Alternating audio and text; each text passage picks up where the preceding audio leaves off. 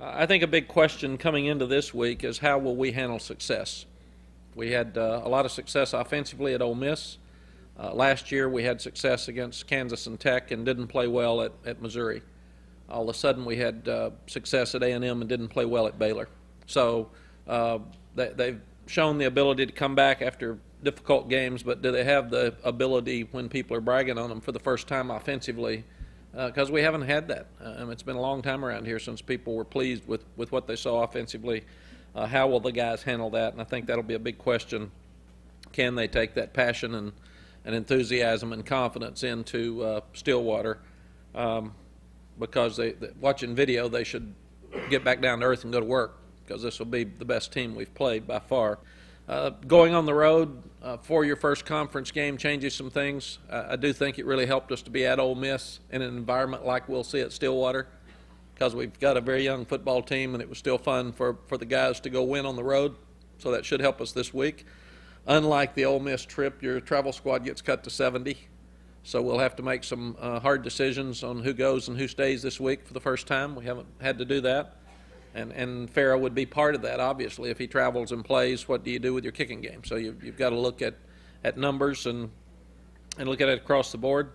And getting into conference week is like each game's a playoff now, because we don't have a conference championship, so you can't afford to lose. You've got to play well. I thought it was interesting in looking at Oklahoma State over the last 2 or 3 years. Since 2009, they're 20-5 in the Big 12. And that's the best record in the Big 12. So you got to give Mike and Oklahoma State a whole lot of credit. It hadn't been a 1 year, a couple of players. They've been good, and they're you look at why they play so hard and so well against us. 66 of the players on the roster from Texas. So they get emotionally excited about this game. They've got probably the best kicker and punter in the country in Quinn Sharp. He's kicked 25 out of 30 kickoffs have been touchbacks this year.